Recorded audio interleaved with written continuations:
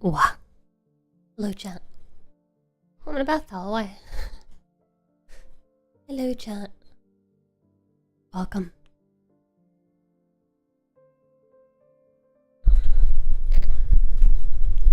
Welcome to my, Bible reading stream. Good morning. Hi, Nimby. Hi, Brother Doom. Hello, Spider-Man. How are you guys doing?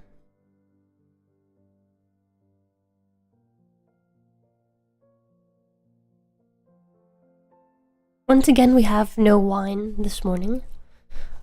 Instead we have some tea.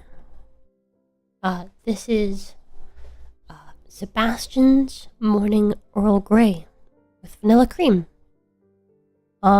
Which you can get at the Dragon's Treasure, chat. We're gonna shameless plug our partner right off the bat. Hi, Melissa. Yeah. You can type !T in chat to get a link with my code in it, which you can use to get 10% off.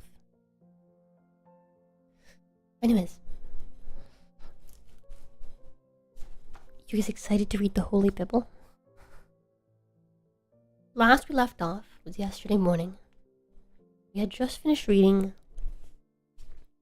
Exodus 12. Now we're going to start Exodus 13.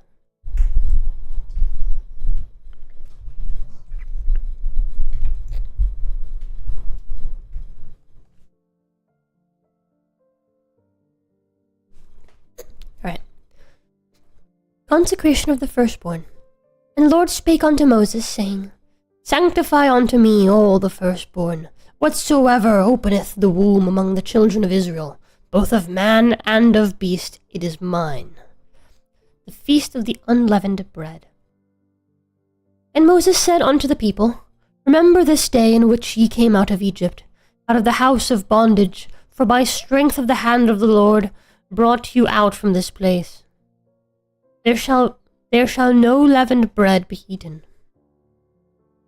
This day came ye out in the month Abib, and it shall be when the Lord shall bring thee into the land of the Canaanites, and the Hittites, and the Amorites, and the Hivites, and the Jebusites, which he sware unto thy fathers to give thee, a land flowing with milk and honey, that thou shalt keep this service in this month. 7 days thou shalt eat unleavened bread, and the 7th day shall be a feast to the Lord. Unleavened bread shall be eaten 7 days, and there shall no leavened bread be seen with thee, neither shall there be leaven seen with thee in all thy quarters. And thou shalt shew thy son in that day, saying, This is done because of that which the Lord did unto me when I came forth out of Egypt. And it shall be a sign unto thee upon thine hand, and for memorial between thine eyes, and the Lord's law may be in thy mouth. For with a strong hand hath the Lord brought thee out of Egypt. Thou shalt therefore keep this ordinance in his season from year to year. It shall be when the Lord shall bring thee into the land of the Canaanites, as he sware unto thee and to thy fathers, and shall give it thee, that thou shalt set apart unto the Lord all that openeth the matrix, and every firstling that cometh of a beast with which thou hast, the males shall be the Lord's. And every firstling of an ass thou shalt redeem with a lamb, and if thou wilt not redeem it, then thou shalt break his neck, and all the firstborn of man among thy children shalt thou redeem. It shall be when thy son asketh thee, in time to come, saying, What is this? That thou shalt say unto him, By strength of hand the Lord brought us out from Egypt, from the house of bondage. And it came to pass, when Pharaoh would hardly let us go, the Lord slew all the firstborn in the land of Egypt, both the firstborn of man and the firstborn of beast. Therefore I sacrifice to the Lord all that openeth the matrix, being males, but all the firstborn of my children I redeem. And it shall be for a token upon thine hand, and for frontlets between thine eyes, for by strength of hand the Lord brought us forth out of Egypt. Hi, typing. How's it going? What's up, dude? pillars of cloud and fire. And it came to pass, when Pharaoh had let the people go, that God led them not through the way of the land of the Philistines, although that was near. For God said, Lest peradventure the people repent when they see war, and they return to Egypt. But God led the people about through the way of the wilderness of the Red Sea. And the children of Israel went up harnessed out of the land of Egypt. And Moses took the bones of Joseph with him, for he had straitly sworn the children of Israel, saying, God will surely visit you, and ye shall carry up my bones away hence with you. And they took their journey from Succoth and encamped in Etham, in the edge of the wilderness. And the Lord went before them by day in a pillar of cloud, and led them the way, and by night in a pillar of fire, to give them light, to go by day and night. He took not away the pillar of the cloud by day, nor the pillar of the fire by night, from before the people.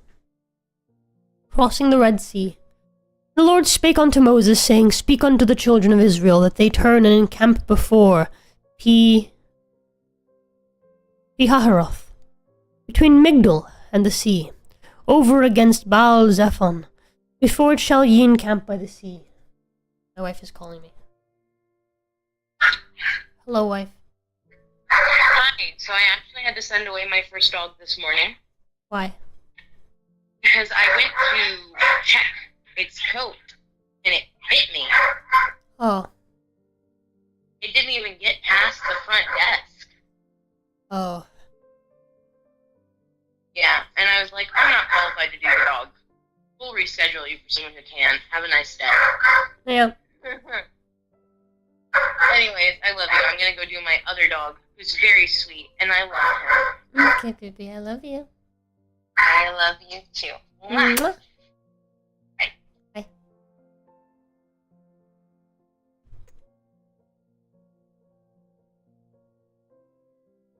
I'm glad that she's not forcing herself to do these shitty dogs anymore.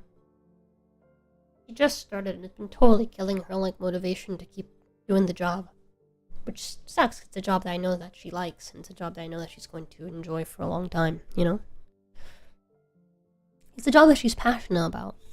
But getting stuck with the worst of it right off the bat is not a good way to, train someone.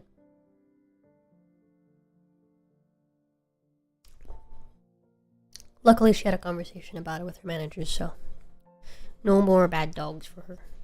Not while she's starting out.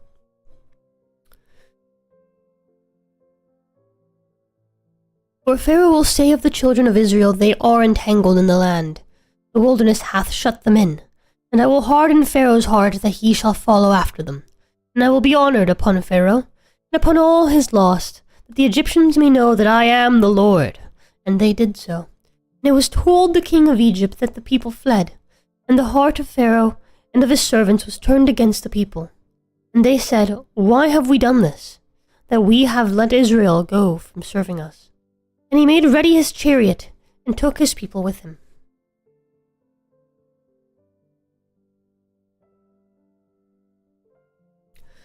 He took 600 chosen chariots,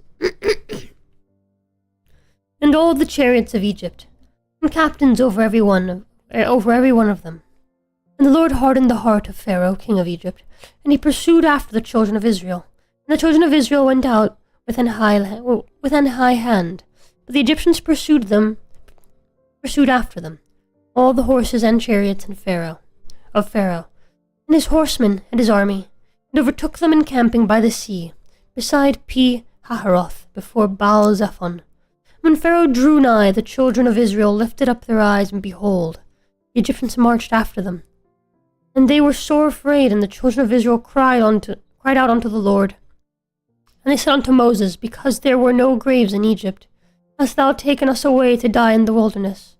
Wherefore hast thou dealt thus with us, to carry us forth out of Egypt? Is not this the word that we did tell thee in Egypt, saying, Let us alone, that we may serve the Egyptians? For it had been better for us to serve the Egyptians, than that we should die in the wilderness. And Moses said unto the people, Fear ye not, stand still, and see the salvation of the Lord, which he will shew to you today. For the Egyptians whom ye have seen today, ye shall see them again no more forever. The Lord shall fight for you, and ye shall hold your peace. And the Lord said unto Moses, Wherefore criest thou unto me? Speak unto the children of Israel, that they go forward. But lift thou up thy rod, and stretch out thine hand over the sea, and divide it. And the children of Israel shall go on dry ground through the midst of the sea. And I, behold, I will harden the hearts of the Egyptians, and they shall follow them. And I will get me honor upon Pharaoh, and upon all his lost, upon his chariots, and upon his horsemen. And the Egyptians shall know that I am the Lord, when I have gotten me honor upon Pharaoh, upon his chariots, and upon his horsemen. And the angel of God, which went before the camp of Israel, removed and went behind them. And the pillar of the cloud went from before their face, and stood behind them. And it came between the camp and the Egyptians, and the camp of Israel. And it was a cloud of darkness to them, but it gave light by night to these, that the one came not near the other all the night. And Moses stretched out his hand over the sea, and the Lord caused the sea to go back by a strong east wind all that night, and made the sea dry land. And the waters were divided. And the children of Israel went into the midst of the sea upon the dry ground, and the waters were a wall unto them, on their right hand and on their left hand. And the Egyptians pursued, and went in after them to the midst of the sea, even all the Pharaoh's horses, his chariots, and his horsemen. And it came to pass that in the morning watched the Lord looked unto the host of the Egyptians through the pillar of fire, and of the cloud, and troubled the host of the Egyptians, and took off their chariots' wheels, that they drave them heavily. So that the Egyptians said, Let us flee from the face of Israel. The Lord fighteth for them against the Egyptians. And the Lord said unto Moses, Stretch out thine hand over the sea, that the waters may come again upon the Egyptians, upon their chariots, and upon their horsemen. And Moses stretched forth his hand over the sea, and the sea returned to his strength when the morning appeared. And the Egyptians fled against it, and the Lord overthrew the Egyptians in the midst of the sea. And the waters returned and covered the chariots and the horsemen, and all the host of Pharaoh that came into the sea after them. There remained not so much as one of them. But the children of Israel walked upon dry land in the midst of the sea, and the waters were a wall unto them on their right hand and on their left. Thus the Lord saved Israel that day out of the hand of the Egyptians, and Israel saw the Egyptians dead upon the sea shore. And Israel saw that great work which the Lord did upon the Egyptians, and the people feared the Lord, and believed the Lord and his servant Moses. Yeah, if the, the fucking sea opens up before you, you fucking have to believe at that point. Like, how do you not? Something interesting about this.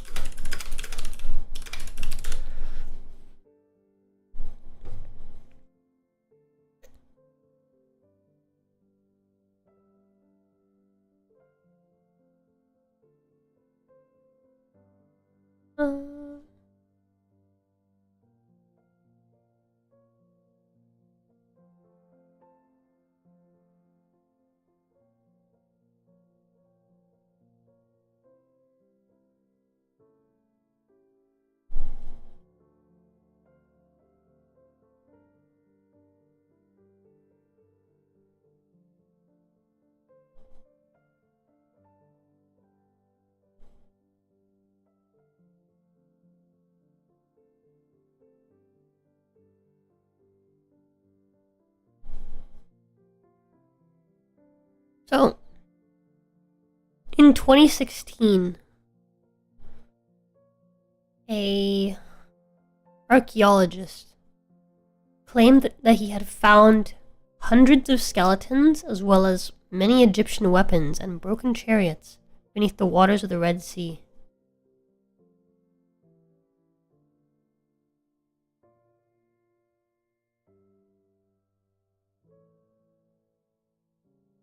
Did you guys know that? So Egypt's Antiquities Ministry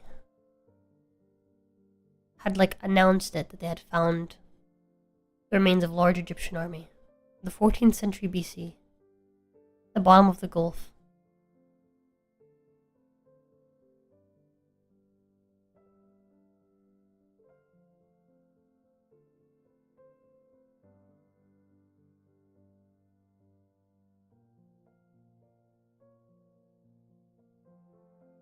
Oh, never mind. Yeah, so that's not the right story. Where the fuck is it? Ron Wyatt. This guy.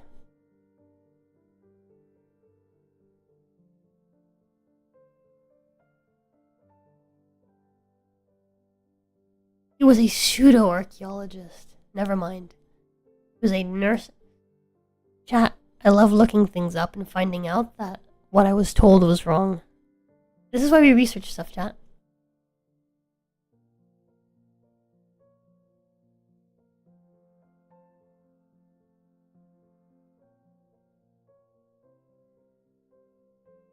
So, an American nurse anesthetist had made the claim. Yeah, found stuff. An archaeologist looked into it and he was wrong. Never mind.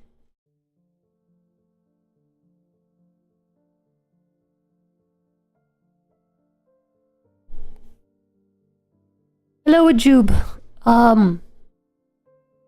Jube, I have bad news for you, and that is that I'm not Christian, or Jewish, or Muslim.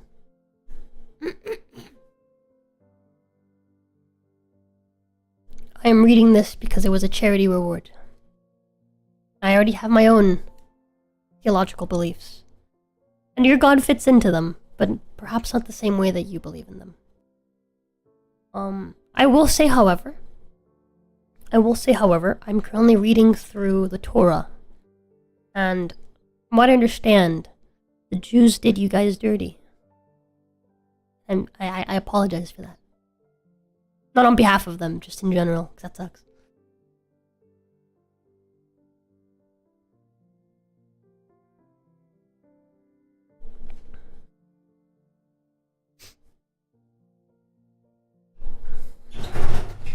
Oh yeah. Have fun. I will. But yeah, I've been reading through the Old Testament, which is essentially the Torah. And man, it's that the entirety of like Genesis is just basically going over how deceitful the Jews are.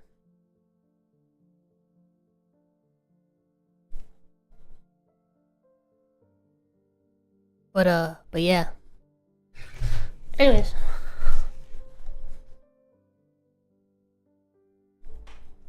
So far, Exodus is pretty fucking bang on though. It's only getting worse. Oh no.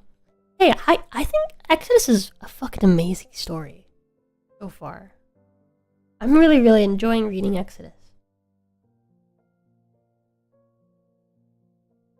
Anyways, I'm gonna take a sip of my tea. Exclamation mark tea in chat.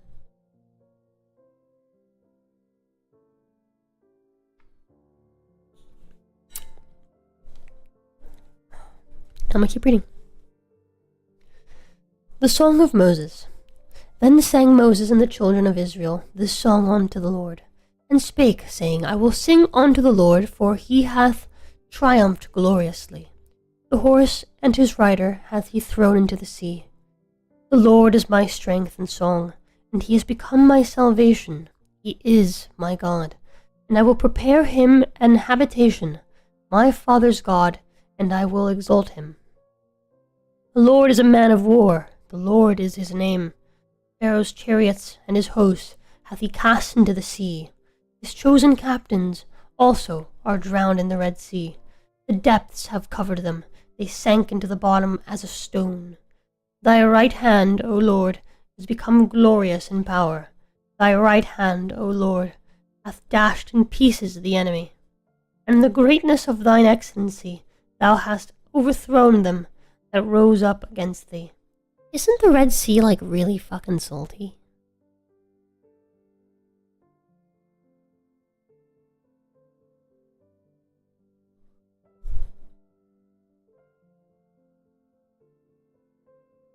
Oh. That is the Dead Sea? Oh, my bad. Okay, never mind. Wait.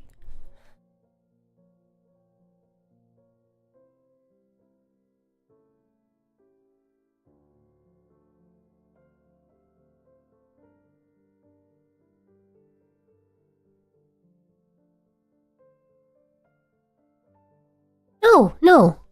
The Red Sea is also known for its high salinity. It's significantly higher than the average ocean salinity.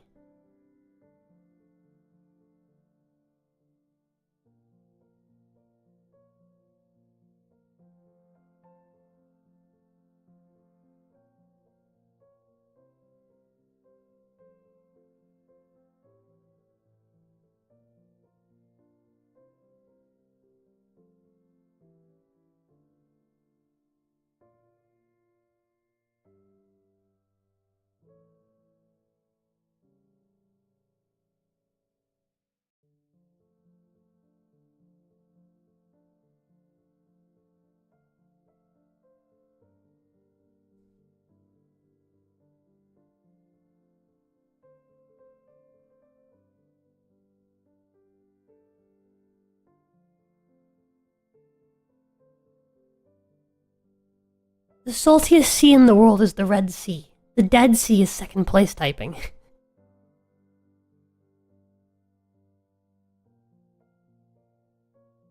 The Dead Sea is also a lake.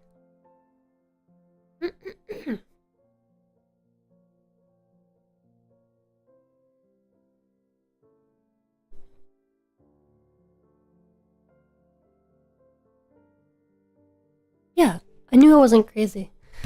Okay. But the reason I was going to say that is because salt makes things float. Like when you have like really salty water,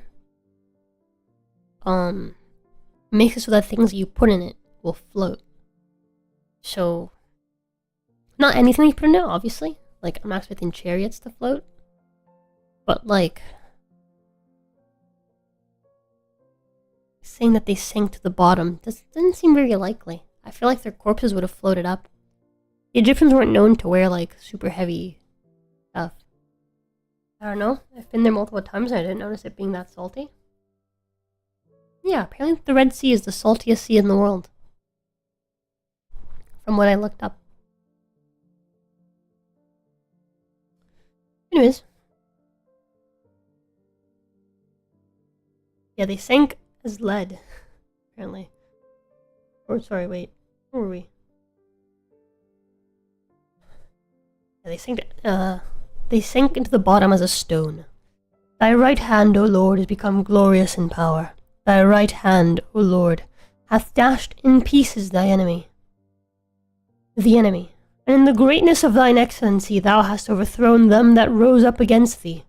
Thou sentest forth thy wrath, which consumed them as stubble. With the blast of thy nostrils the water were gathered together, and floods stood upright as an heap, and the depths were congealed in the heart of the sea. The enemy said, I will pursue, I will overtake, I will divide the spoil. My lust shall be satisfied upon them. I will draw my sword, my hand shall destroy them. Thou didst blow with thy wind, the sea covered them. They sank as lead in the mighty waters. Who is like unto thee, O Lord, among the gods? Who is like thee, glorious in holiness, fearful in praises, doing wonders? Thou stretchedst out thy right hand, the earth swallowed them. Thou, in thy mercy, hast led forth the people, which thou hast redeemed. Thou hast guided them in thy strength unto thy holy habitation. The people shall hear and be afraid. Sorrow shall take hold of the inhabitants of Palestina. And the dukes of Edom shall be amazed. The mighty men of Moab, trembling, shall take hold upon them, and all the inhabitants of Canaan shall melt away. Fear and dread shall fall upon them.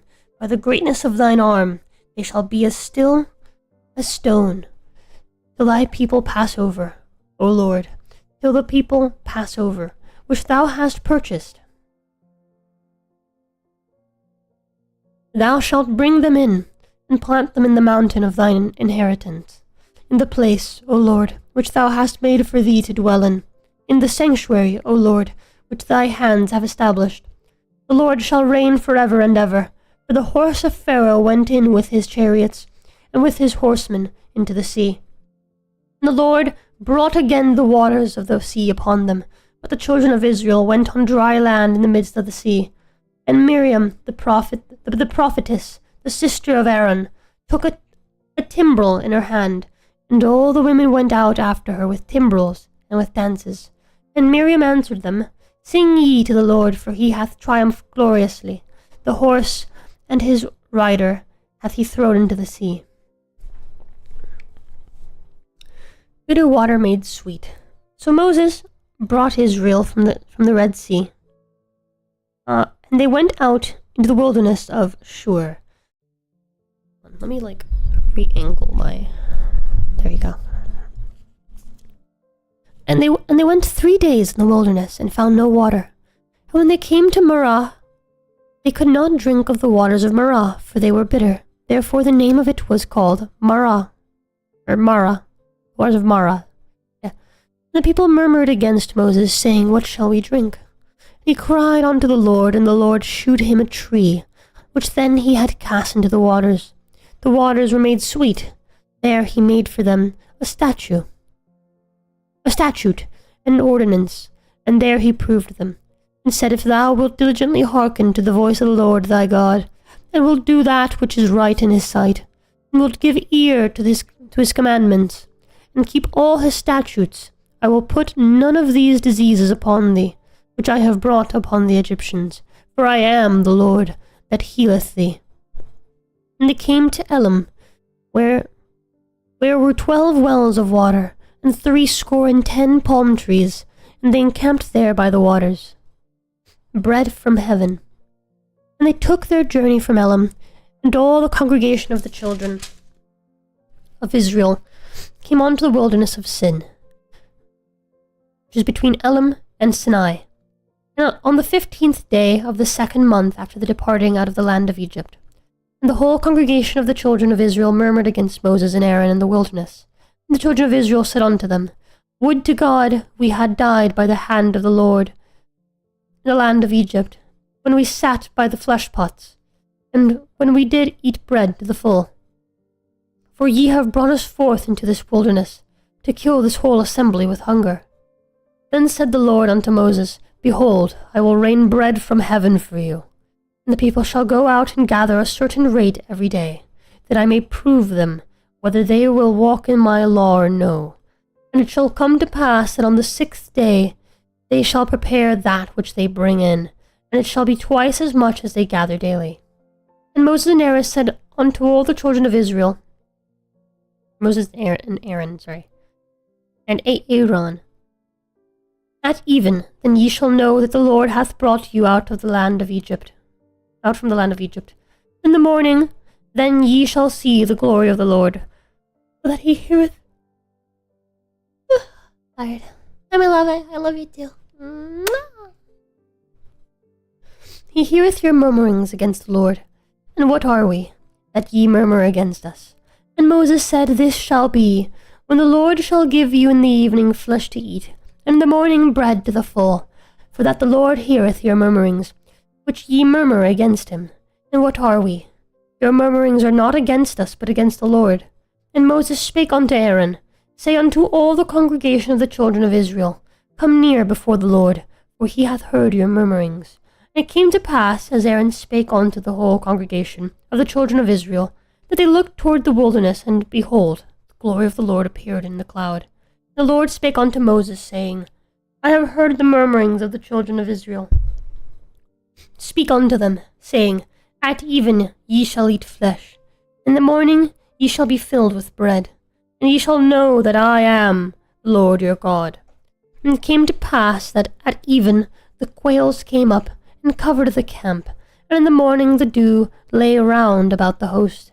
And when the dew that lay was gone, behold, upon the face of the wilderness there was lay a small round thing, as small as the hoarfrost on the ground. And when the children of Israel saw it, they said one to another, This is manna. But they wist not what it was. And Moses said unto them, This is the bread which the Lord hath given you to eat. This is the thing which the Lord hath commanded. Gather of it every man according to his eating, an omer for every man, according to the number of your persons. Take ye every man for them which are in his tents. And the children of Israel did so, and gathered some more, some less. And gathered some more, some less. And when they did meet it with an omer, he that gathered much had nothing over, and he that gathered little had no lack. They gathered every man according to his eating. And Moses said, Let no man leave of it till the morning. Notwithstanding they hearkened not unto Moses, but some of them left of it until morning, and it bred worms, and stank, and Moses was wroth with them. And they gathered it every morning, every man according to his eating. And when the sun waxed hot, it melted. And it came to pass that on the 6th day they gathered twice as much bread, 2 omers for one man. And all the rulers of the congregation came and told Moses. And he said unto them, This is that which the Lord hath said. Tomorrow is the rest of the holy Sabbath unto the Lord. Bake that which ye will bake today, and seethe that ye will seethe, and that which remained overlay up for you to be kept until the morning. And they laid it up till the morning, as Moses bade, and it did not stink, neither was there any worms therein.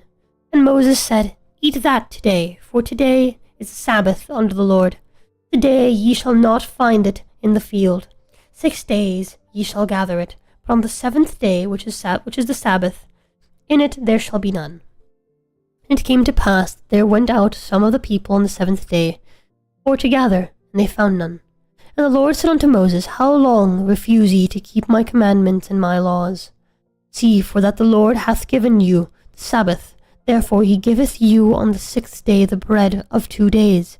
Abide ye every man in his place. Let no man go out of his place on the 7th day. So the people rested on the 7th day. And the house of Israel called the name thereof manna. And it was like coriander seed, white, and the taste of it was like wafers made with honey. And Moses said, This is the thing which the Lord commandeth. Fill an omer of it to be kept for your generations, that they may see the bread wherewith I have fed you in the wilderness, when I brought you forth from the land of Egypt. And Moses said unto Aaron, Take a pot, and put an omer full of manna therein, and lay it up before the Lord, to be kept for your generations. As the Lord commanded Moses, so Aaron laid up before the testimony to be kept. The children of Israel did eat manna 40 years, until they came to a land inhabited. They did eat manna, until they came unto the borders of the land of Canaan. Now an omer is the 10th part of an ephah.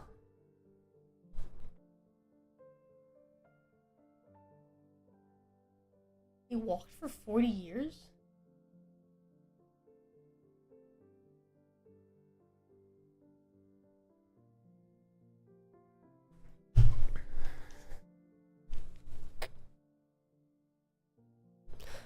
Water from the rock. And all the congregation of the children of Israel journeyed from the wilderness of Sin, after their journeys according to the commandment of the Lord, and pitched in Rephidim, and there was no water for the people to drink. Wherefore the people did chide with Moses, and said, Give us water that we may drink. And Moses said unto them, Why chide ye with me? Wherefore do ye tempt the Lord? And the people thirsted there for water. And the people murmured against Moses, and said, Wherefore is this that thou hast brought us up out of Egypt, to kill us and our children and our cattle with thirst? Moses cried unto the Lord, saying, What shall I do unto this people? they be almost ready to stone me. And the Lord said unto Moses, Go on before the people, and take with thee of the elders of Israel, and thy rod, wherewith thou smotest the river. Take in thy hand and go. Behold, I will stand before thee there upon the rock in Horeb, and thou shalt smite the rock, and there shall come water out of it, that the people may drink. And Moses did so in the sight of the elders of Israel, and he called the name of the place Massah and Meribah, because of the chiding of the children of Israel, and because they tempted the Lord, saying, Is the Lord among us or not?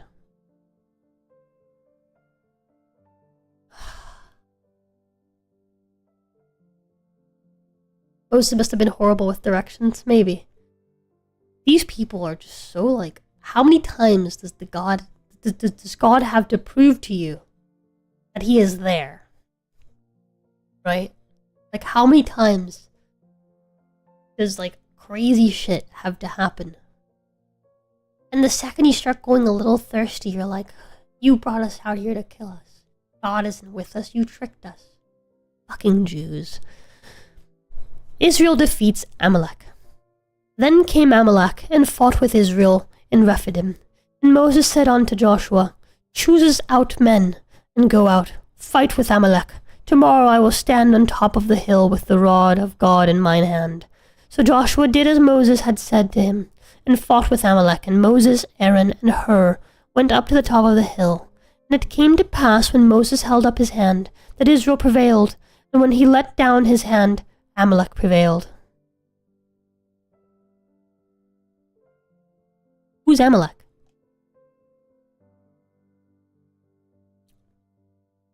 But Moses' hands were heavy, and they took a stone and put it under him, and he sat thereon. And Aaron and Hur stayed up his hands, the one on the one side. Yeah, I read that right. And the other on the other side. And his hands were steady until the going down of the sun. And Joshua discomfited Amalek and his people with the edge of the sword.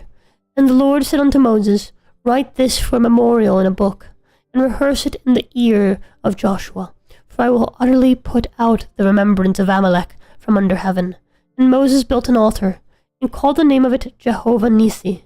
For he said, Because the Lord hath sworn that the Lord will have a war with Amalek from generation to generation. Who the fuck is Amalek?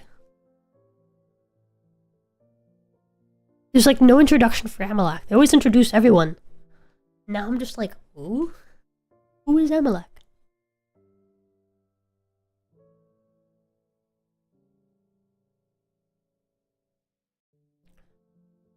Because the Lord hath sworn that the Lord will have war with Amalek from generation to generation.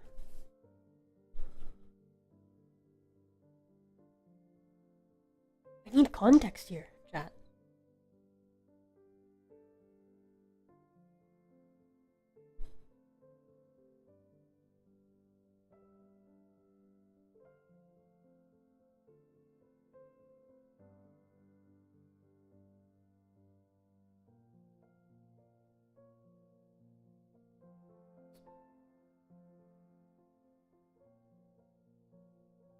Oh. Amalek was the son of Eliphaz, Esau's firstborn son, and his concubine Timnah. So, Amalek is a Muslim.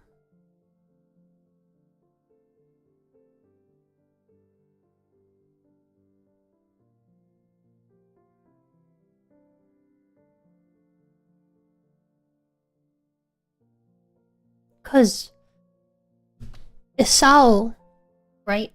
Esau was the elder son of Isaac. Isaac had two sons, Esau and well, he had many sons, but of his two, yeah, he had more than two sons. But the main two were Esau and Jacob tricked his father to bless him, and essentially told Esau that he would let him die if he didn't give up his inheritance.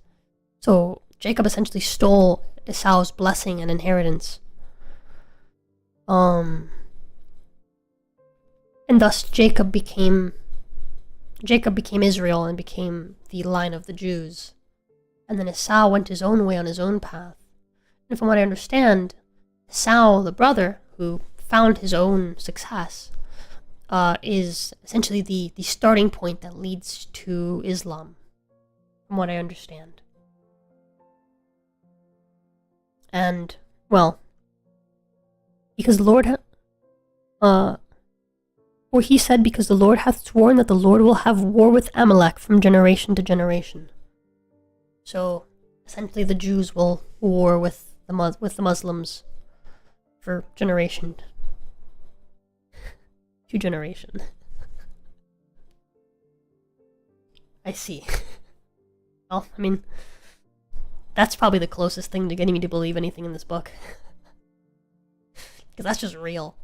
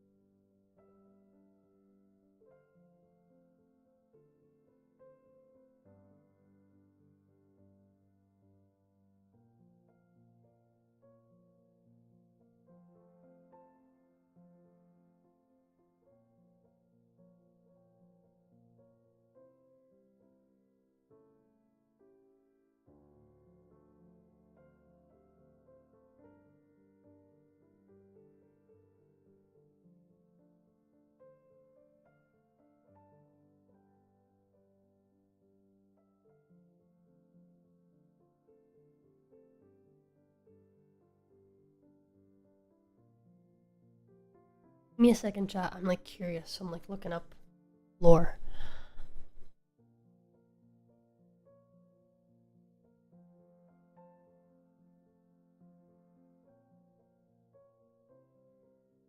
Hello, JH. How's it going? Also, hi, Pachinko.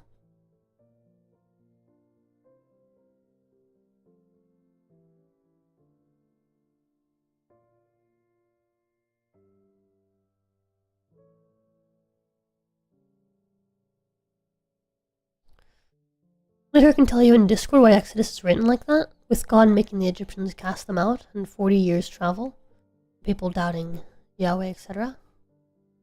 Okay. Why in Discord? Why not now? Why can't you tell me now?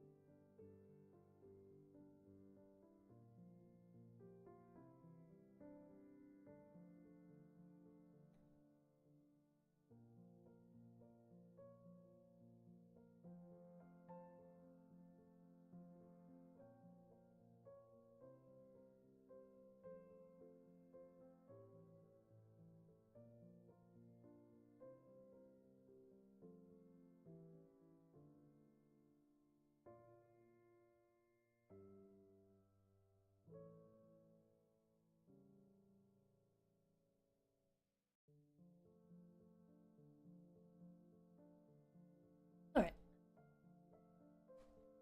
There's debate on it, so I'm not gonna keep reading. I'm doing good, and you? So I'm Brazilian and I want to know how to read something. That's why I'm here. I see. Well, welcome in. I said later because I didn't want to take up time while you were reading, but basically, yeah, just tell me. I'm taking up time looking it up anyway.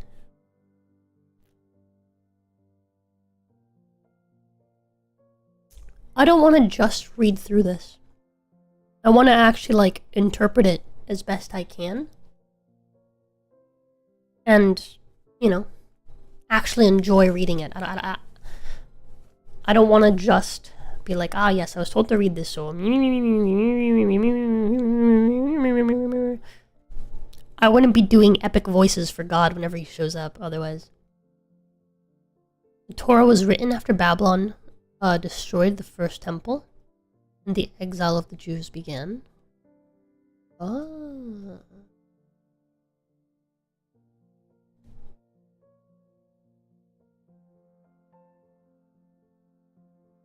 And so...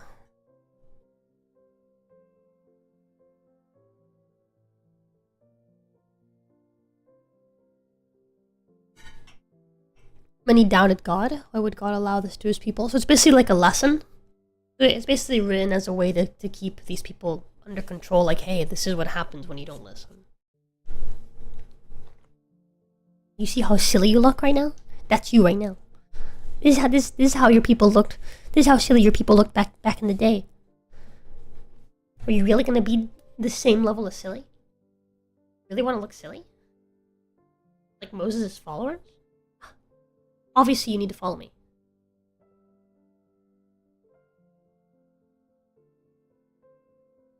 They came up with this as a way to cope with the destruction of their home, I say. This means... Alright, well, I'm gonna keep reading then. Jethro's advice. When Jethro, the priest of Midian, Moses' father-in-law, heard of all that God had done for Moses and for Israel, his people. Hey, thank you for the follow! Thank you, JH. Is there a particular way they want me to say your name, by the way?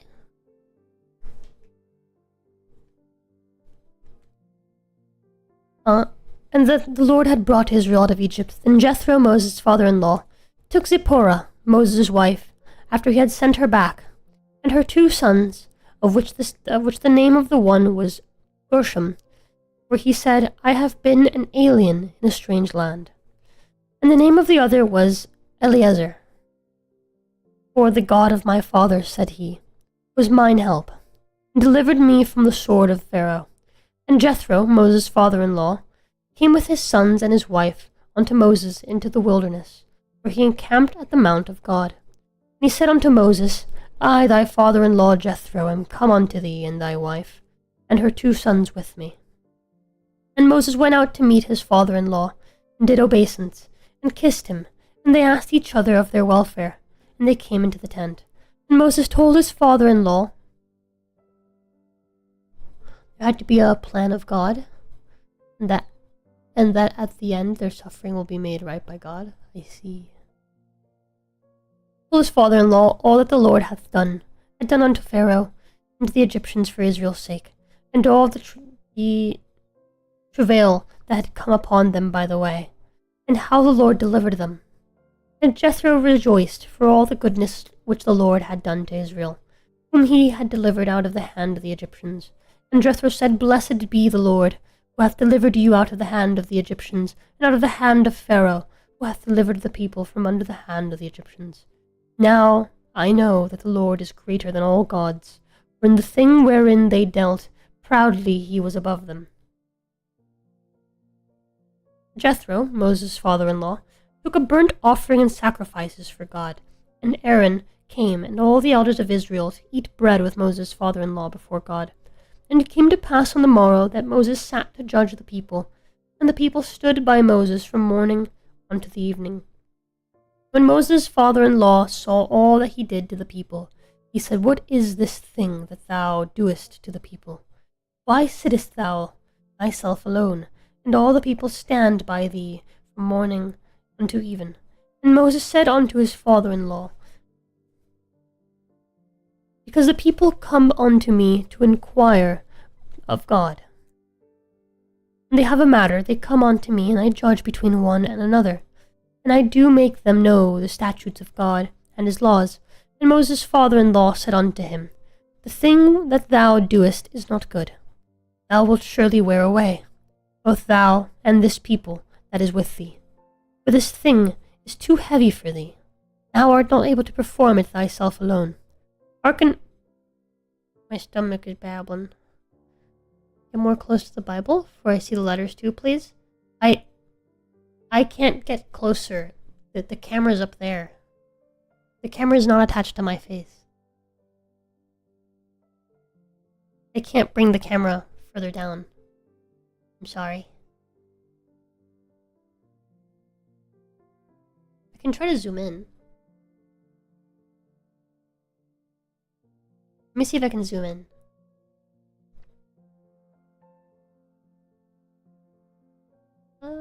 Properties, configure video.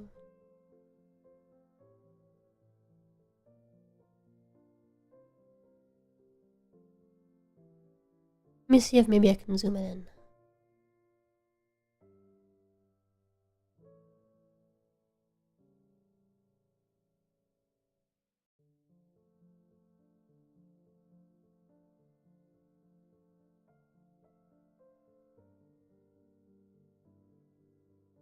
Is that better? In the Babylonian exile, many Israelites converted to follow Babylonian customs, shown with the golden calf story, mimicking the worshipping of foreign gods. I see. Great. Awesome. Happy to help. Thank you for mentioning that, actually. This does make it better, doesn't it? Where was I?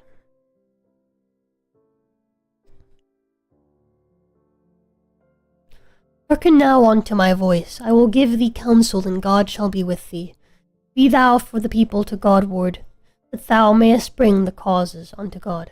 And thou shalt teach them ordinances and laws, and shalt shew them the way herein they must walk, and the work that they must do. Moreover, thou shalt provide out of all the people able men, such as fear God, men of truth, hating covetousness, and place such over them to be rulers of thousands and rulers of hundreds, rulers of 50s and rulers of 10s. Let them judge the people at all seasons.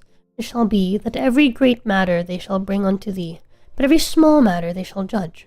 So shall it be easier for thyself, and they shall bear the burden with thee. If thou shalt do this thing, a God command thee so, then thou shalt be able to endure, and all this people shall also go to their place in peace. So Moses hearkened to the voice of his father-in-law, and did all that he had said. And Moses chose able men out of all Israel, and made them heads over people, rulers of thousands, rulers of hundreds, rulers of 50s, and rulers of 10s. And they judged the people at all seasons. The hard causes they brought unto Moses, but every small matter they judged themselves. And Moses let his father-in-law depart, and he went his way into his own land. I see. His father-in-law was like, dude, you gotta let these people, I know they're stupid, but like you gotta set up some like leadership other than just yourself, dude. It's just too many people. You're gonna break down, man. Israel at Mount Sinai. In the 3rd month, when the children of Israel were gone forth out of the land of Egypt, the same day they came they into the wilderness of Sinai. The same day came they into the wilderness of Sinai, for they were departed from Rephidim, and were come to the desert of Sinai, and had pitched in the wilderness, and there Israel camped before the mount. And Moses went up unto God, and the Lord called unto him out of the mountain, saying, Thus shalt thou say to the house of Jacob, and tell the children of Israel, Ye have seen what I did unto the Egyptians, and how I bare you on eagle's wings, and brought you unto myself. Now therefore, if ye will obey my voice indeed, and keep my covenant, then ye shall be a peculiar treasure unto me above all people, for all the earth is mine. And ye shall be unto me a kingdom of priests and an holy nation. These are the words which thou shalt speak unto the children of Israel. And Moses came and called for the elders of the people, and laid before their faces all these words which the Lord commanded him. And all the people answered together, and said, All that the Lord hath spoken we will do. And Moses returned the words of the people unto the Lord. And the Lord said unto Moses, Lo, I come unto thee in a thick cloud, that the people may hear when I speak with thee, and believe thee forever. And Moses told the words of the people unto the Lord. And the Lord said unto Moses, Go unto the people, and sanctify them today, and tomorrow, and let them wash their clothes, and be ready against the third day, for all the people upon Mount Sinai. For the third day the Lord will come down in the sight of all the people upon Mount Sinai. And thou shalt set bounds unto the people round about, saying, Take heed to yourselves, that ye go not up into the mount, or touch the border of it. Whosoever toucheth the mount shall be surely put to death. There shall not an hand touch it, but he shall surely be stoned, or shot through, whether it be beast or man. It shall not live. When the trumpet soundeth long, they shall come to the mount. And Moses went down from the mount unto the people, and sanctified the people, and they washed their clothes. And he said unto the people, Be ready against the third day. Come not at your wives. And it came to pass on the third day in the morning, that there were thunders and lightnings, and a thick cloud upon the mount, and all the people that was the camp trembled. And the voice of the trumpet exceedingly loud, so that all the people that was in the camp trembled. And Moses brought forth the people out of the camp to meet with God, and they stood at the nether part of the mount. And Mount Sinai was altogether smoke, because the Lord descended upon it in fire, and the smoke thereof ascended as the smoke of a furnace, and the whole mount quaked greatly. And when the voice of the trumpet sounded long, and waxed louder and louder, Moses spake, and God answered him by a voice. And the Lord came down upon Mount Sinai, on the top of the mount. And the Lord called Moses up to the top of the mount, and Moses went up. And the Lord said unto Moses, Go down, charge the people, lest they break through unto the Lord to gaze, and many of them perish. And let the priests also, which come near the Lord, sanctify themselves, lest the Lord break forth upon them. And Moses said unto the Lord, The people cannot come up to Mount Sinai, for thou chargedst us. Thou chargedst us, saying, Set bounds about the mount, and sanctify it. And the Lord said unto him, Away, get thee down, and thou shalt come up, thou and Aaron with thee. But let not the priests and the people break through to come up to the Lord, lest he break forth upon them. So Moses went down unto the people, and spake unto them. The 10 Commandments. And God spake all these words, saying, I am the Lord thy God, which have brought thee out of the land of Egypt, out of the house of bondage. Thou shalt have no other gods before me. Thou shalt not make unto thee any graven image or likeness of anything that is in heaven above, and that is in the earth beneath,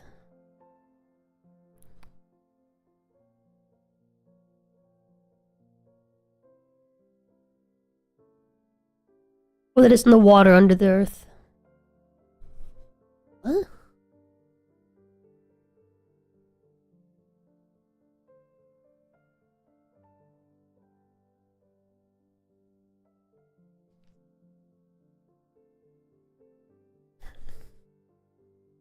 Any graven image or any likeness of anything that is in heaven above. So this like the don't draw.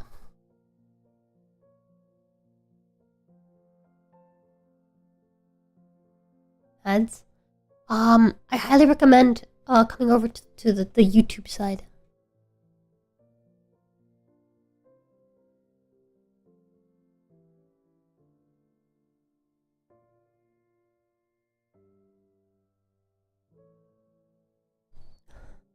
So is this don't draw like anything from heaven?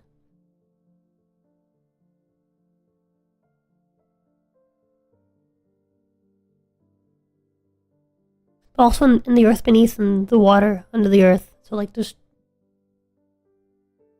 basically don't make images of idols of God. Images are idols of God. But it also says not to do anything in the likeness of anything that is in heaven above, or that is in the earth beneath, or that is in the water under the earth. So don't draw anything? Question mark?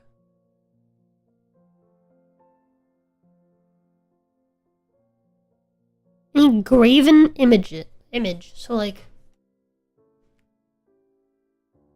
what does the word graven mean?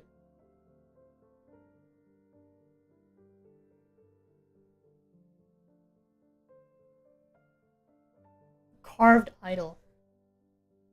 Image carved out of stone, wood, or metal.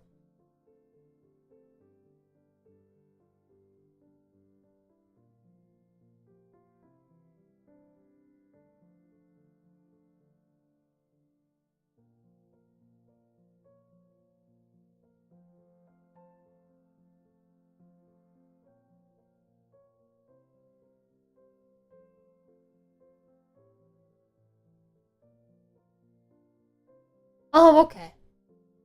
So, basically you shouldn't worship anything in place of God itself. Yeah, don't make any figurine, statue, painting, etc. with intent to worship it rather than God. That makes sense, yeah. Okay. I understand, yeah. I know that, like, God in the... Well, God in just in general, in, like, the Abrahamic God is portrayed often as, like, a very jealous God that, like, only wants you to worship him exclusively. So I suppose that makes sense. It's almost like a way to emphasize that, I guess. Like, you can't... Yeah, the golden calf later, yeah. So basically, like, you know, like, worship me directly. Do not worship any sort of figurine or statue or painting trying to depict me. Just worship me, right? Because I am here, basically.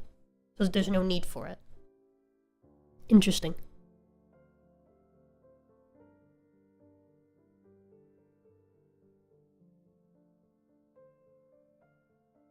So then is it wrong for us to have, like, pictures of Jesus? Hey, thank you for the follow! And, like, crosses and stuff? The O1 Junior. Thank you for the follow. Welcome in.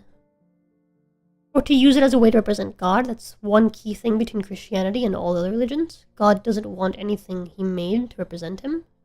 God is God. No image we make will even come close to his image. I see. So, well...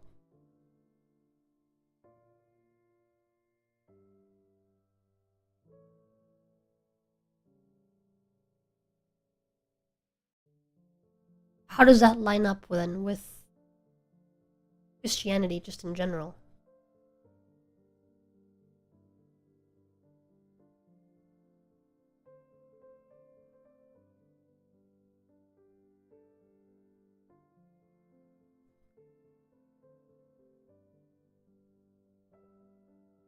And at least shouldn't be allowed, like worship of the saints, iconography, etc. Yeah, that's what I was gonna say. I was like, some of the most popular Christian denominations worship saints and stuff,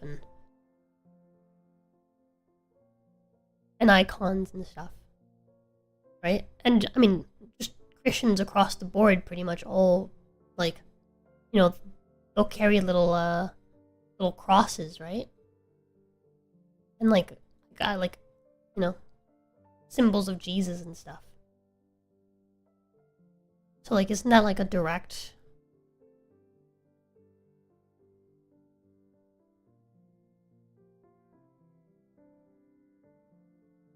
like, disobey of the second commandment?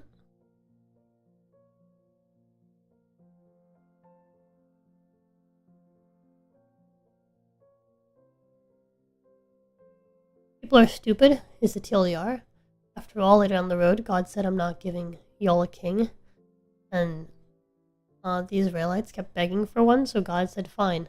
But he will fuck y'all over, and he did. I see. Okay.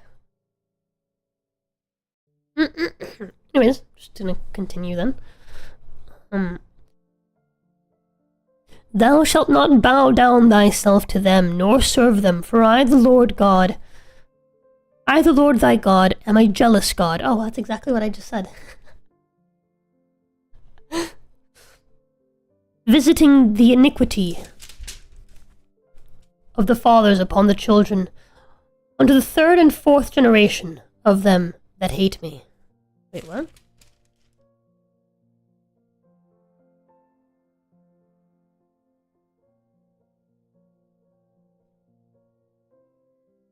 And shewing mercy unto thousands of them that love me, and keep my commandments. So that's the whole, like, the third commandment, I guess? The second commandment is don't draw. The third commandment is don't worship things that don't represent me. Thou shalt not take the name of the Lord thy God in vain, for the Lord will not hold him guiltless that taketh his name in vain.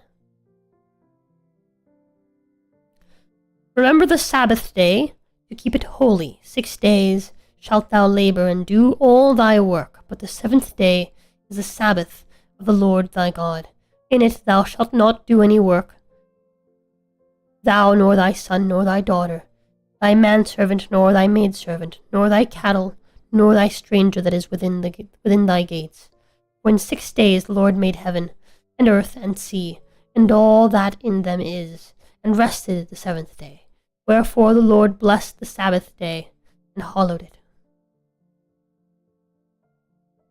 So that's 5, question mark? Is that all part of 4?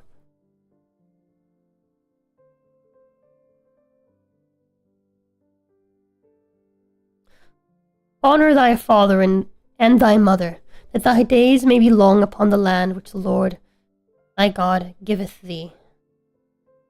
Thou shalt not kill. Thou shalt not commit adultery. Thou shalt not steal. Thou shalt not bear false witness against thy neighbor. Thou shalt not covet thy neighbor's house. Thou shalt not covet... Oh, these are like... I'm losing count. And which is which. This feels like a lot more than 10. Neighbor's wife, nor his manservant, nor his maidservant, nor his ox, nor his ass, nor anything that is thy neighbor's. And all the people saw the thunderings and the lightnings, and the noise of the trumpet, and the mountain smoking. When the people saw it, they removed, and stood afar.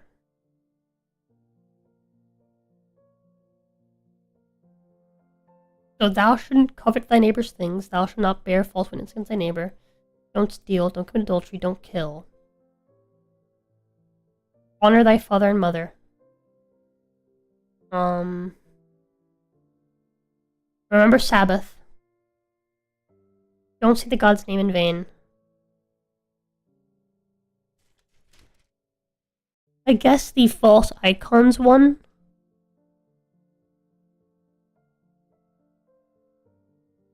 No, that doesn't add up to 10 still. I don't understand.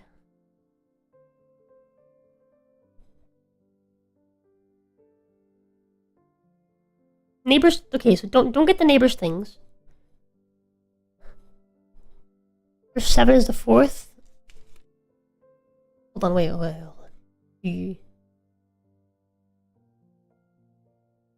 So 1, 2, 3. Verse 7 is the 4th, you said. 8 through 11 is the 5th. Yeah, so all of that being... Sabbath is the 5th. Right, so those are the first 5. Okay. Honor thy father and thy mother. That's the 6th. And then there's... Don't kill, don't commit adultery, don't steal. And then is the last one 16 through 17? Is that all the 10th one? Of like the neighbor?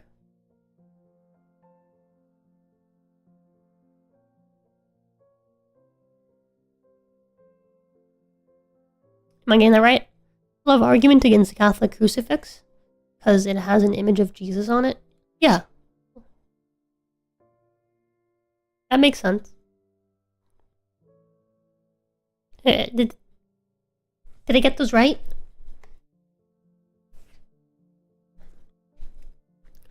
Laws about altars. Oh wait, sorry, I wasn't done reading. And they said unto Moses, Speak thou with us, and we will hear.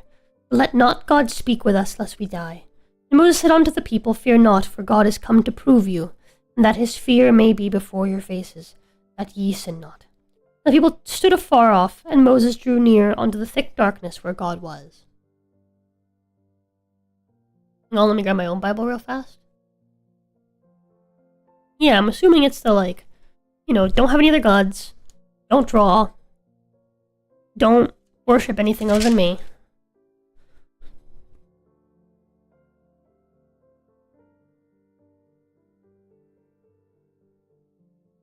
Don't take the Lord's name in vain. Remember the Sabbath. Honor thy parents. Don't kill. Don't commit adultery. Don't steal.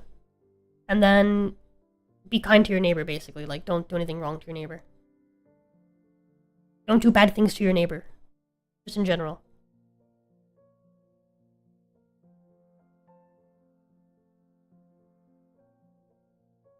I mean, thou shalt not covet thy neighbor's wife, nor his manservant, nor his maidservant, nor his ox, nor his ass, or anything that belongs to him. Like, that falls under don't steal. The neighbor's wife, don't commit adultery. Yeah, like... So is the last one just, you shall not bear false witness against thy neighbor? Question mark? And then it's just an explanation of all the previous ones, all together, with the context of a neighbor. What if the person isn't my neighbor? I suppose that would be why you have the separate don't kill, don't commit adultery, don't steal.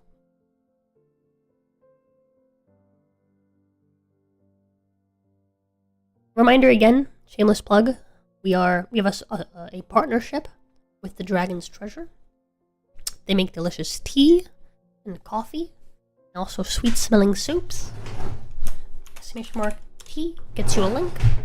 Use code Mercury Manor for 10% off. I'm currently drinking Sebastian's Earl Grey, Morning Earl Grey, with vanilla cream. So, pretty good.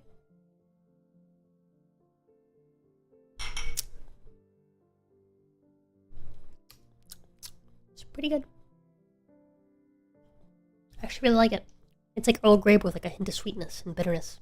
It's like vanilla isn't just sweet, it's like sweet and bitter. Kind of like chocolate. Silly plants. Anyways. Laws about altars. Wait, sorry. That's what God was. What about altars? The Lord said unto Moses, Thus thou shalt say unto the children of Israel, Ye have seen that I have talked with you from heaven. Ye shall not make with me gods of silver, neither shall ye make unto you gods of gold.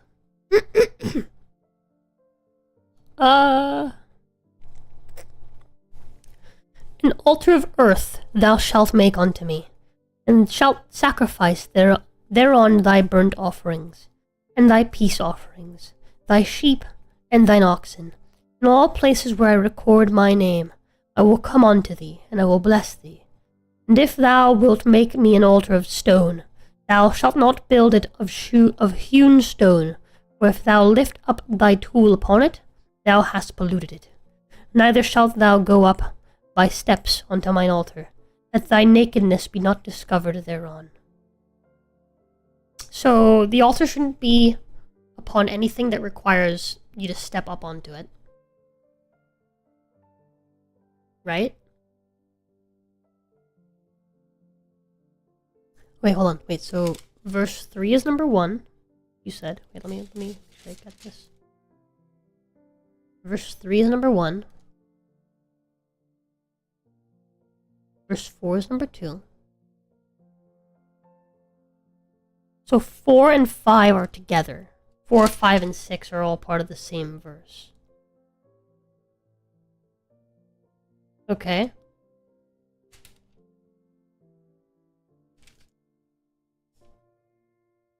Verse 7 is number 3. Verse 8 through 11 is the 4th. Verse 12 is the 5th. Okay, so it's 5th, 6th, 7th, 8th, 9th, 10th. I see. Okay. But this is interesting. So basically, he doesn't want you to make altars of fancy materials. He doesn't even want you to, if you make it of stone, you're not even supposed to, like, break the stone with your tools. You're supposed to make an altar of stone. using only stones that you find, essentially, like natural stones of the earth.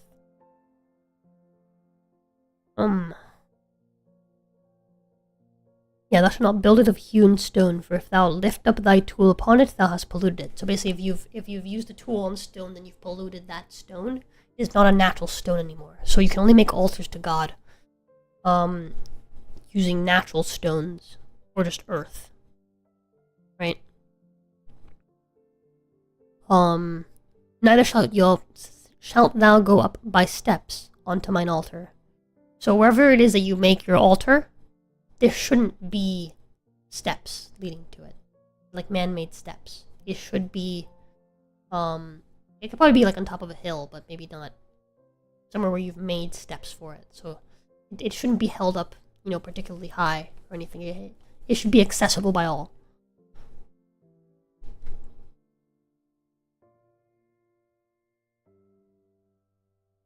Interesting.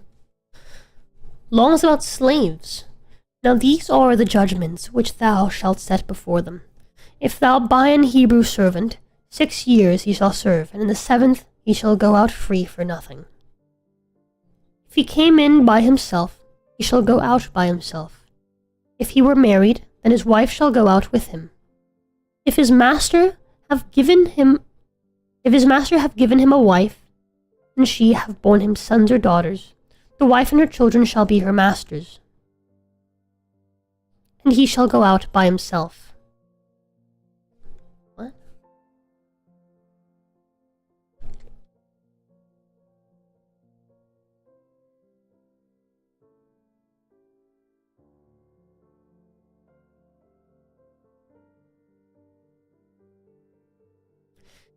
If the servant shall plainly say, I love my master, my wife, and my children, I will not go out free, then his master shall bring him unto the judges. He shall also bring him to the door, or unto the door post, and his master shall bore his ear through with an awl, and he shall serve him forever. Okay. This is a weird read, chat.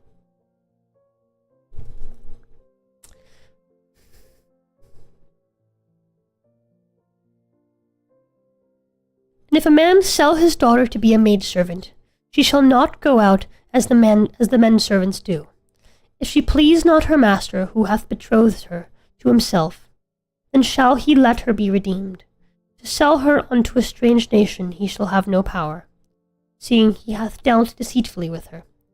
And if he have betrothed her unto his son, he shall deal with her after the manner of daughters. If he take him another wife, her food, her raiment, and her duty of marriage shall he not diminish. And if he do not these 3 unto her, then shall she go out free without money. He that smiteth a man, so that he die, shall be surely put to death. And if a man lie not in wait, but God deliver him unto his hand, then I will appoint thee a place whither he shall flee. But if a man come presumptuously upon his neighbor, to slay him with guile, thou shalt take him from mine altar, that he may die.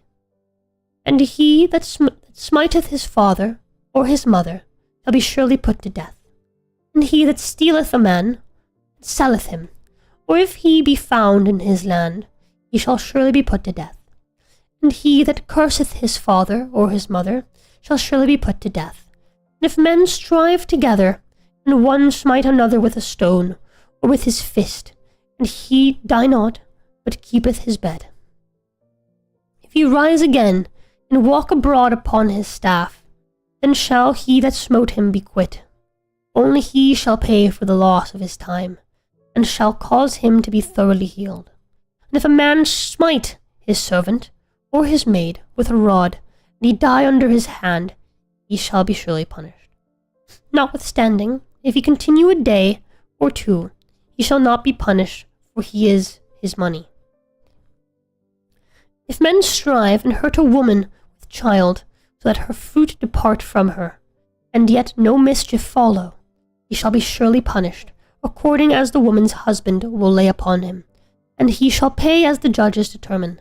And if any mischief follow, then thou shalt give life for life, eye for eye, tooth for tooth, hand for hand, foot for foot, burning for burning, wound for wound, stripe for stripe. And if a man smite the eye of his servant, or the eye of his maid, that it perish, he shall let him go free for his eye's sake.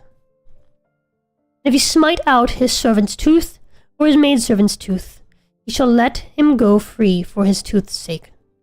If an ox gore a man or a woman, that they die, then the ox shall be surely stoned, and his flesh shall not be eaten, but the owner of the ox shall be quit. But if the ox were wont to push with his horn in time past, it hath been testified to his owner, and he hath not kept him in, but that he hath killed a man or a woman, the ox shall be stoned, and his owner shall also be put to death.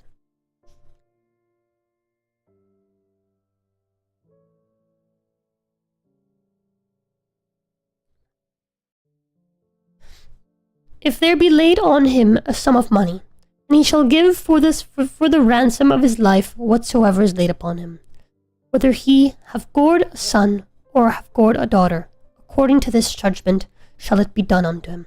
If the ox shall push a manservant or a maidservant, he shall give unto their master 30 shekels of silver, and the ox shall be stoned. Damn, dude, you get punished for whatever your ox does?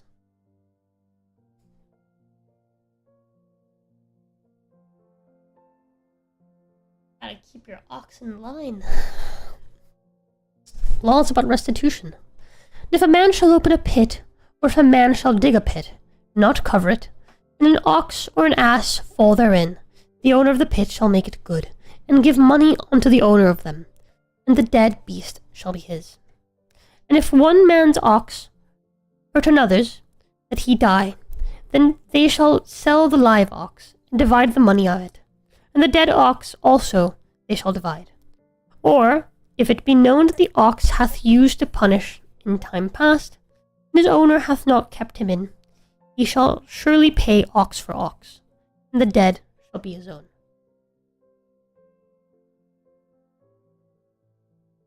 If a man shall steal an ox or a sheep, and kill it, or sell it, he shall restore 5 oxen for an ox, and 4 sheep for a sheep. If a thief be found breaking up, and be smitten, that he die.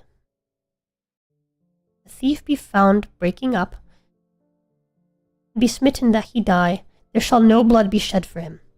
If the sun be risen upon him, there shall be blood shed for him, for he should make full restitution.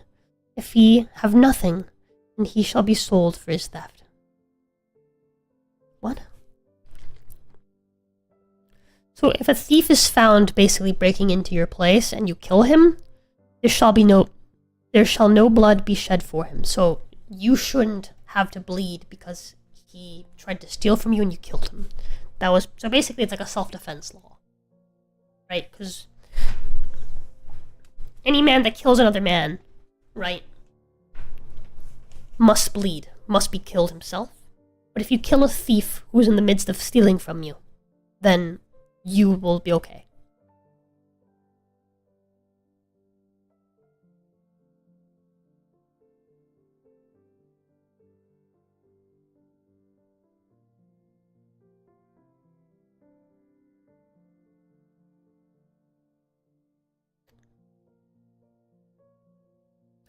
If the theft be certainly found in his hand alive, whether it be ox or ass or sheep, he shall restore double. If a man shall cause a field or vineyard to be eaten, and shall put his beast and shall feed in another man's field, of the best of his own field, and of the best of his own vineyard, shall he make restitution. If fire break out and catch in thorns, so that the stacks of corn, or the standing corn, or the field be consumed therewith, he that kindled the fire shall surely make restitution.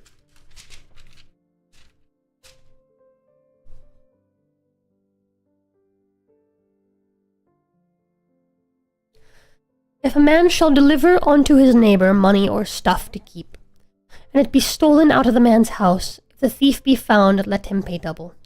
If the thief be not found, then the master of the house shall be brought unto the judges to see whether he have put his hand unto his neighbour's goods. For all manner of trespass, whether it be for ox, for ass, for sheep, for raiment, or for any manner of lost thing which another challengeth to be his, the cause of both parties shall come before the judges, and whom the judges shall condemn, he shall pay double unto his neighbour. If a man deliver unto his neighbour an ass, or an ox, or sheep, or any beast to keep, and it die or be hurt, or driven away, no man seeing it, then shall an oath of the Lord be between them both, that he hath not put his hand unto his neighbour's goods, and the owner of it shall accept thereof, and he shall not make it good. And if it be stolen from him, he shall make restitution unto the owner thereof. If it be torn in pieces, then let him bring it for witness, and he shall not make good that which was torn. And if a man borrow aught of his neighbour, and it be hurt or die, the owner thereof being not with it, he shall surely make it good. But if the owner thereof be with it, he shall not make it good. If it be an hired thing, it came for his hire. Laws about social justice. If a man entice a maid that is not betrothed, and lie with her, he shall surely endow her to be his wife. If her father utterly refuse to give her unto him, he shall pay money according to the dowry of virgins. Thou shalt not suffer a witch to live. Whatsoever lieth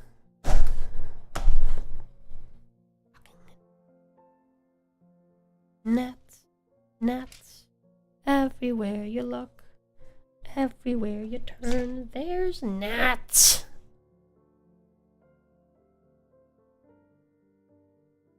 Pretty nice about it. If a man was warned to fix the pen of ox is in, and he doesn't, and he is responsible for any damages caused by the ox, same as the negligence laws of today. Yeah, makes sense. Makes sense.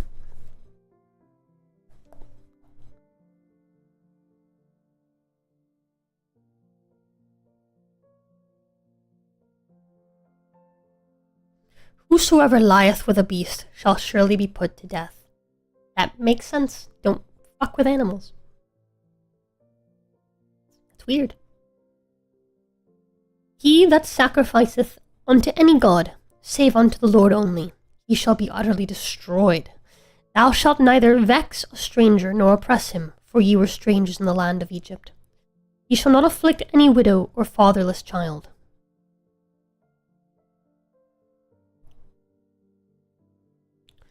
If thou afflict them in any wise, and they cry at all unto me, I will surely hear their cry, and my wrath shall wax hot, and will kill you with the sword, and your wives shall be widows, and your children fatherless.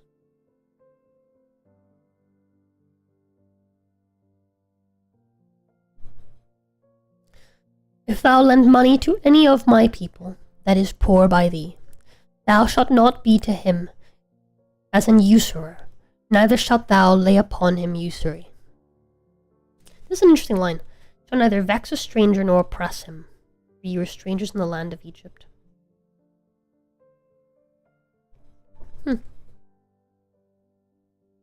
Basically, don't do what the Egyptians did to you.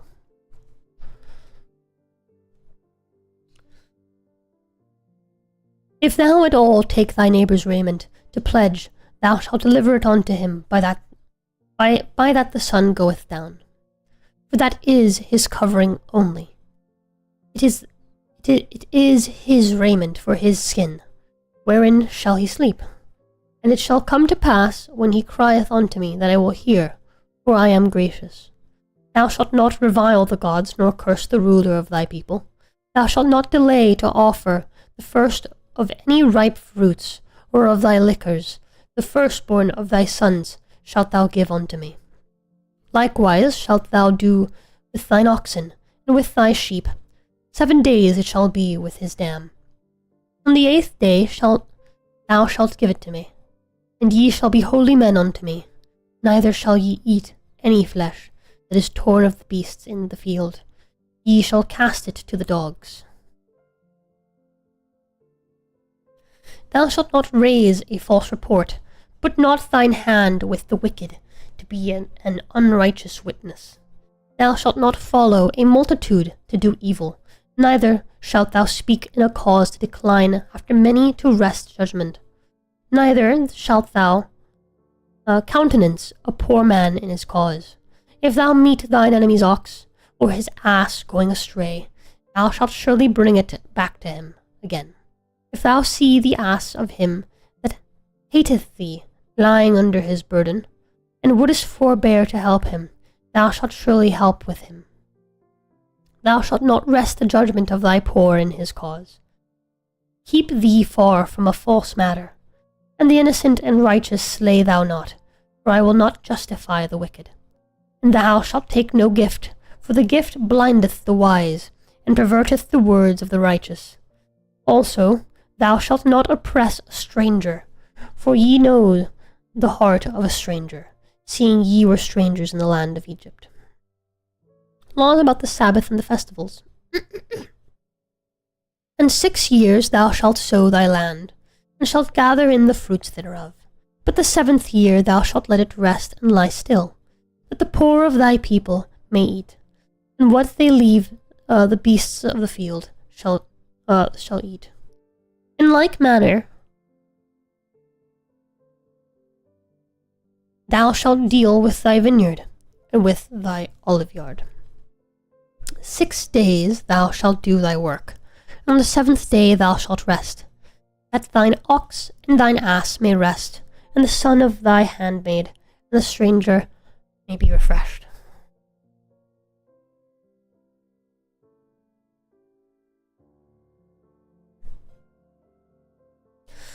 And in all things that I have said unto you, be circumspect, and make no mention of the name of other gods, neither let it be heard out of thy mouth. 3 times thou shalt keep a feast unto me in the year. Thou shalt keep the feast of unleavened bread. Thou shalt eat unleavened bread 7 days, as I commanded thee, in the time appointed of the month Abib. For in it thou camest from Egypt, and none shall appear before me empty. And the feast of harvest, the first fruits of thy labours, which thou hast sown in the field, and the feast of ingathering, which is the end of the year, when thou hast gathered in thy labours out of the field. 3 times in the year all thy males shall appear before the Lord God. Thou shalt not offer the blood of my sacrifice with leavened bread, neither shall the fat of my sacrifice remain until the morning. The first of the first fruits of thy land thou shalt bring into the house of the Lord thy God. Thou shalt not see the kid in his mother's milk. Behold, I send an angel before thee, to keep thee in the way, and to bring thee unto the place which I have prepared. Beware of him, and obey his voice. Provoke him not, for he will not pardon your transgressions, for my name is in him.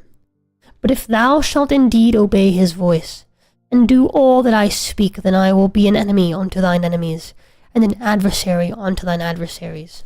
For mine angel shall go before thee, and bring thee unto the Amorites, and the Hittites, and the Perizzites, and the Canaanites, and the Hivites, and the Jebusites, and I will cut them off. Thou shalt not bow down to their gods, nor serve them, nor do after their works, but thou shalt utterly overthrow them, and quite break down their images. And ye shall serve the Lord your God, and he shall bless thy bread and thy water, and I will take sickness away from the midst of thee. There shall nothing cast their young, nor be barren in thy land. The number of thy days I will fulfill. I will send my father before thee, and I will destroy all the people to whom thou shalt come, and I will make all thine enemies turn their backs unto thee. And I will send hornets before thee, which shall drive out the Hivite, the Canaanite, and the Hittite from before thee. I will not drive them out from before thee in 1 year, lest the land become desolate, and the beasts of the field multiply against thee. By little and little I will drive them out from before thee, until thou be increased and inherit the land.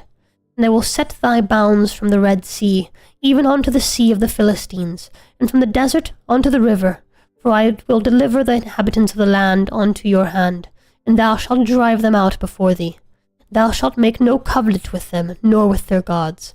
They shall not dwell in thy land, lest they make 3 sin against me. For if thou serve their gods, it will surely be a snare unto thee.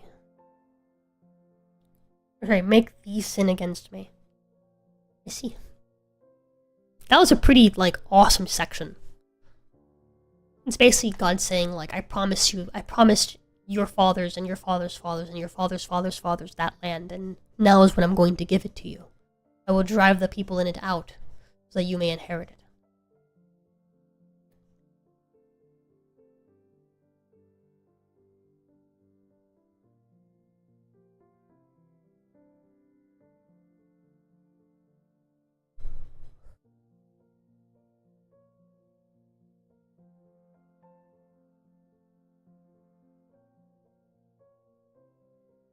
And he sets the bounds pretty clearly. From the Red Sea to the Sea of the Philistines, and from the desert onto the river. So, if I pull up a quick world map, or actually I just pull up Google Maps. What the fuck am I doing? I pull up Google Maps and look up Red Sea, just to keep it simple.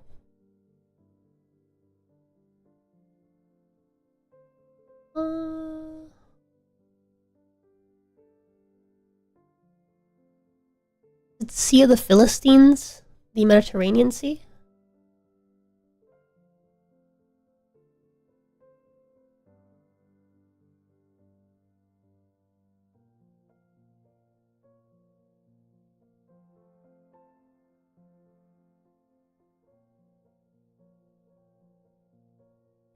To the Sea of the Philistines. What's the Sea of the Philistines?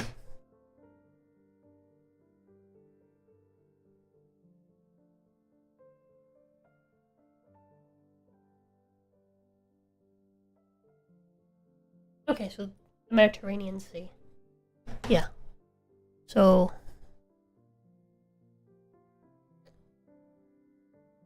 okay. And then...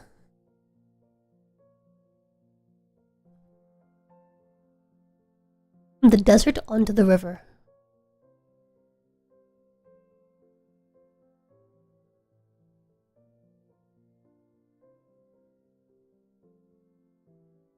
This is hard to kind of like put together.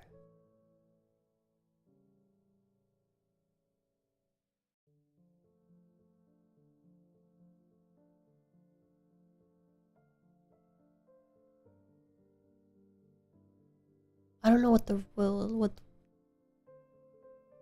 river that it speaks of is.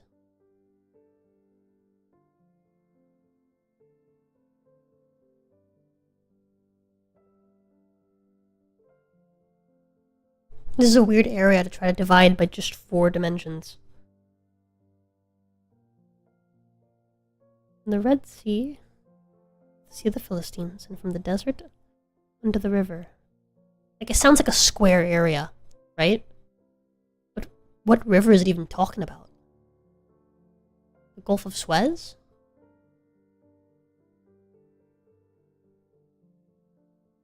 I don't think it means the Dead Sea. It's not a river. Gulf of Aqaba?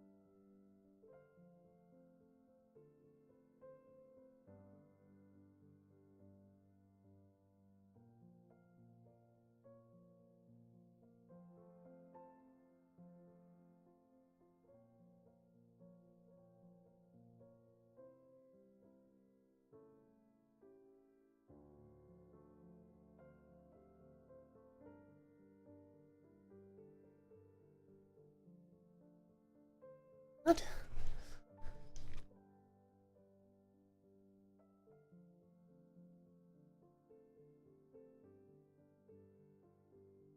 Where's the Euphrates? The places we just don't know what they are. Euphrates River in Iraq.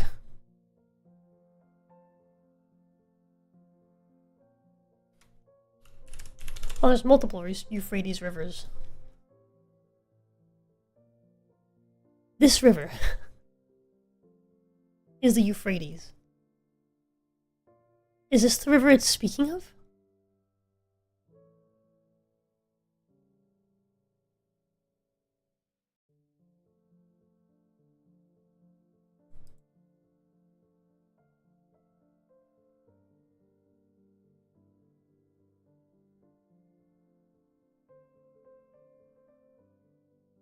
Doesn't seem right. But Euphrates continues up this way.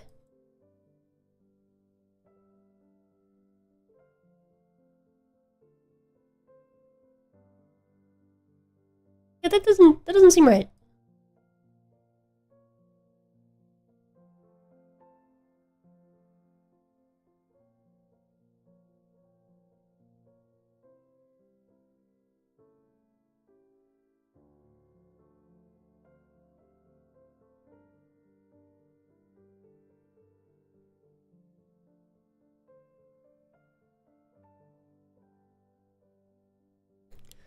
One of the big rivers of ancient Middle East. So, as it said, from the desert.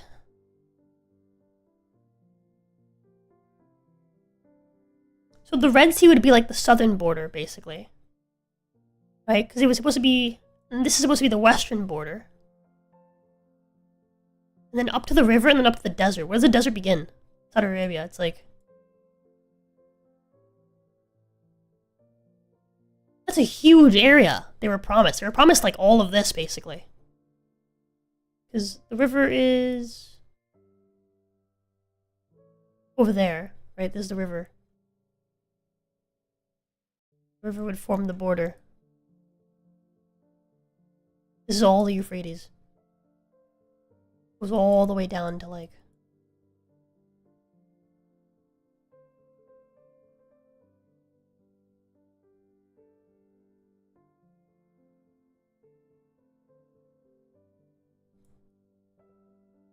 huge river.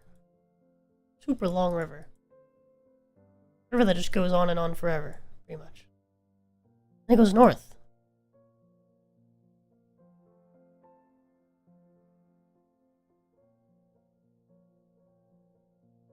Yahweh promised vast lands and to make Israel an empire, but struggled for centuries to fight relative tribes for small plots of land. I see.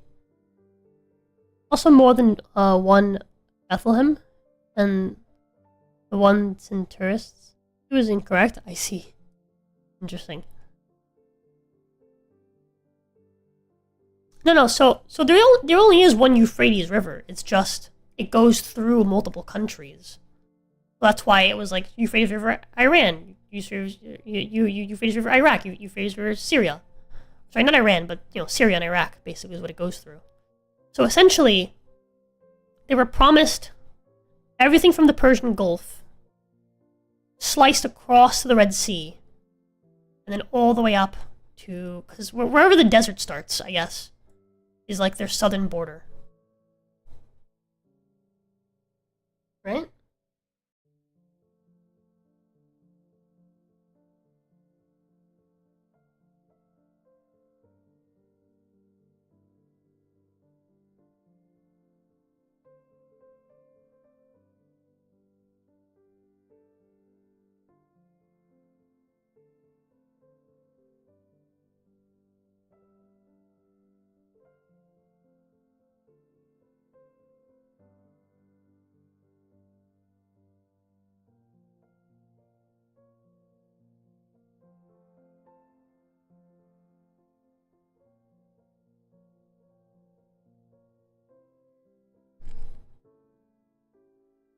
The desert onto the river.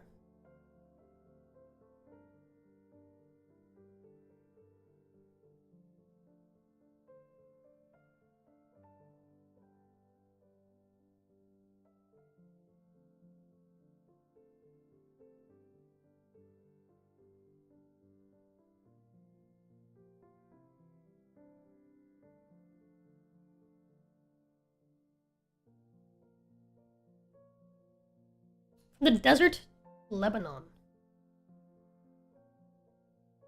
From the Euphrates to the Mediterranean. So...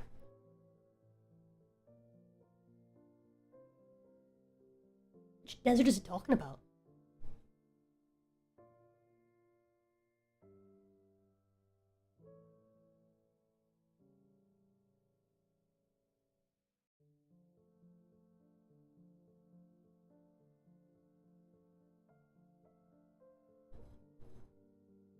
Because I don't think it means necessarily the Sinai area. That's the area that they traveled to from Egypt all the way up this way to get to Israel. But from what I understand, because I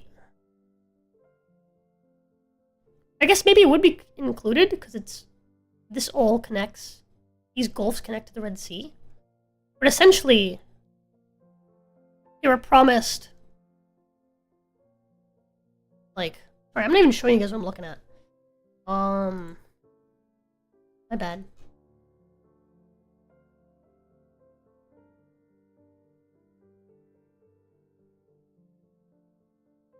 Essentially, they were promised this. Like, all of this is what they were promised. So, like, Israel, Jordan, most of Syria, Lebanon, like half of Iraq, and, like, I don't know at what point in Saudi Arabia the deserts begin, but some portion of Saudi Arabia. And Kuwait. So that's all this is, like, what they were promised. Is like this, like, chunk of land right here.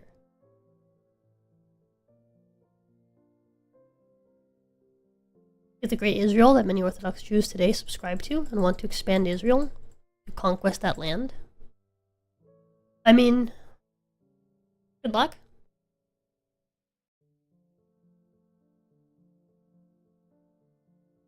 That's, what was his name again? That's a lot of Amalek to fight. It's a whole lot of Amalek. So good luck with that. Whole lot of Amalek to war with.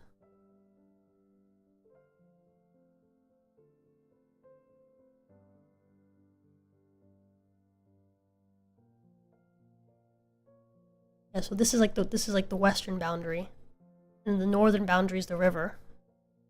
The southern boundary is the Red Sea, and the eastern boundary is somewhere like here, like wherever the desert is, I guess.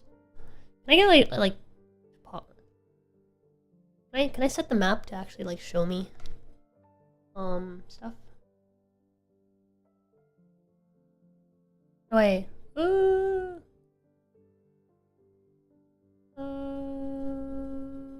None of this is what I need. How do I get it to... Oh, here we go, layers. Oh, satellite. Motherfucker, it's all desert.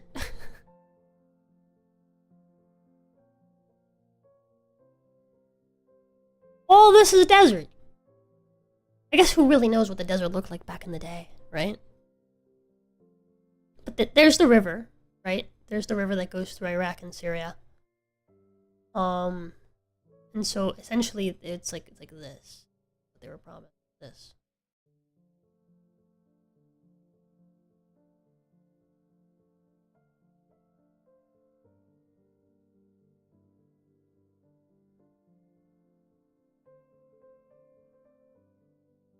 I'm gonna assume it cuts off somewhere around here. Because this is like what the river is like kinda like starts to wear down.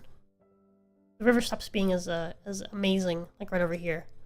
So probably here, like that. If I take a guess, like that, and then all of this.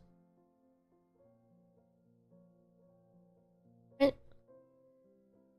All of this, and then go to the river from there. Because it mentions that the desert is a border, right? So assuming that the desert was always there.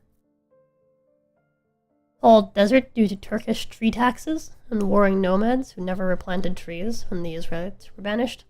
I see. Interesting. Very, very interesting, though. To think about. Is like all of this, according to the Old Testament, should be Israel. A huge, huge section of land. Very interesting. Okay, let's go back. I hope you guys don't mind my little little side convos when I'm invested, you know? So I'm gonna go on little side tangents and look into things because I want to understand everything. The Covenant confirmed. What time is it? Oh, it's 11:55. I actually do need to stop here. It's time for us to do some Bloodborne. So we'll actually stop at Exodus 24. Not bad progress. We read from 13 to 24. And, just despite several tangents, we got a good 11 chapters in, right? We were at 13, so 13, 14, 15, 16. Yeah, 10 chapters, because we read 13 through 20. No, because 13 counts, so 13, 14, 15, 16, 17, 18, 19, 20, 21, 22, 23. Yeah, 11 chapters. We read 11 chapters. That's not bad. It's not bad. Not bad. We read 13, or we read 12 chapters yesterday, so. Hello, Lazzy. Fun fact, several of the New Testament books are named after cities. Interesting. I mean, yeah, checks out. It's all good, it's always better to learn. Yeah, I want to, understand everything and try my best to, interpret this. I'm really liking the Old English. I feel like it adds, an extra layer of, I don't know, yes, this is old text. I don't know, I think it's fun. I'm